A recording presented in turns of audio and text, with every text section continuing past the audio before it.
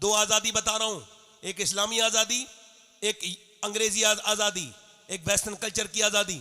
लड़की उठी वक्त से पहले, आंखों में नींद है मगर फ्लाइट सुबह का है, अर्ली मॉर्निंग का है। उठी, उठने के बाद उसने मेकअप किया, किसके लिए कुछ नहीं पता। उसने अपने जिस्म को उतना ही खोलना है जितना कंपनी उसको कह रही है, उतने ही कपड़े पहनने हैं जितने, और उसको अपना बिल्कुल फिटिंग ठीक रखनी है, जिस्म को बिल्कुल मेंटेन रखना है, उसमें बिल्कुल भी कोई वो लोग बर्दाश्त नहीं करेंगे।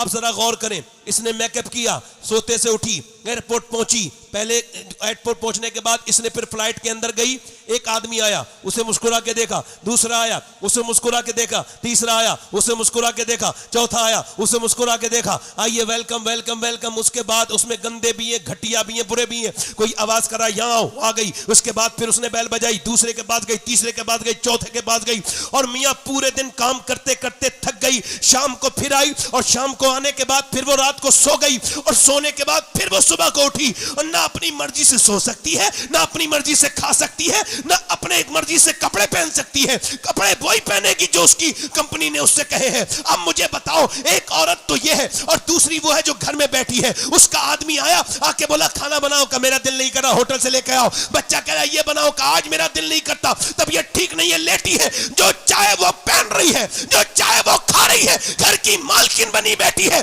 बच्चों पे हुक्म चला रही है, शौहर पे हुक्म चला रही है। बताओ कौन आजाद है? जिसे मेरा नबी आजाद किया वो आजाद है, जिसे ये अंग्रेज आजाद कर रहे हैं वो आजाद।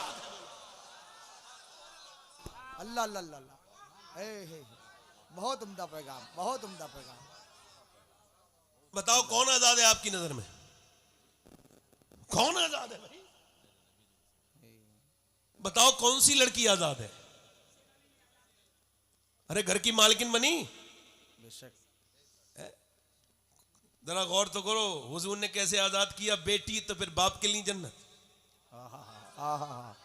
सुभान अल्लाह। बीबी बन के आई तो शौहर के लिए राहत। हुजूर ने फरमाया तुम में बेहतर वो है जो अपनी बीबी के लिए बेहतर है। जरा जोर से बोलो सुभान अल्लाह, सुभान अल्लाह, सुभान अल्लाह। और उसके बाद जब थोड़ी उम्र दराज हो गई तो मां बन गई। अब तो उसके बच्चे इसके गुलाम बना दिए इस्लाम ने। अल्लाह अल्लाह अल्लाह। औरतों को समझ में नहीं आती ये बात। लोग कहते हैं कि फला लड़की चली गई, इसकी चली गई, नहीं जा सकती।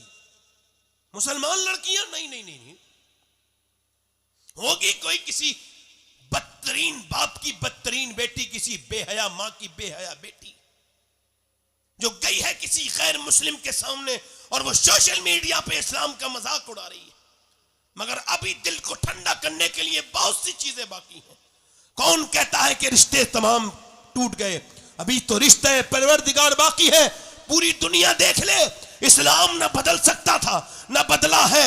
लोग कहते हैं कि इस्लाम छोड़ दिया मुसलमान लड़की ने। अरे तू इस्लाम की बात करता है, जा फलस्तीन में देख, उनकी लाशें बिछ गई, उन्होंने मस्जिद अक्सा नहीं छोड़ी। लब्बैक या रसूल अल्लाह, लब्बैक लब्बैक या रसूल अल्लाह, लब्बैक लब्बैक या रसूल अल्लाह। अल्लाह अल्लाह अल्लाह, हक है, हक है।